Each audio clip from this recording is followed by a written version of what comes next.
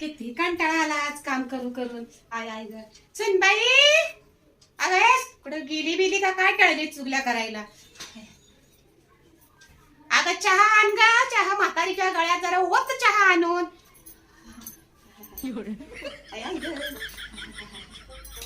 गालाच मारून चहा देतात का? एवढी तुझ्याकडे साखर भरली का? हा तुझ्या घरनं घेऊन आली का काय? अगं साखर आहे तर टाकायची नाही का जरा ह्याच्यात?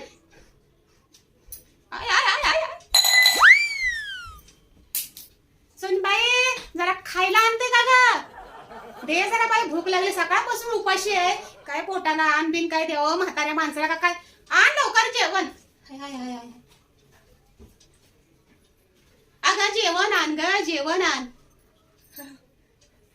मिसरी एक ही बाई लपवून ठेवते घासायची म्हटलं तलप लागली तर. काय सांगू तुला पोरा, ही सोनं आणलीस तू घरात, खरं सगळं लपवून ठेवते बघ.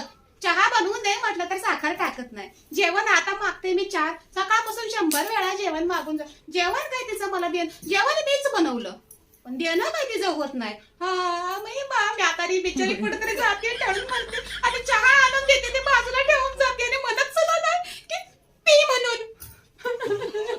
माझं मेलीचं मी जाते कुठेतरी निघून. नाही जाऊ दे, माझं मीच हाताने जेवण घेऊन खाते.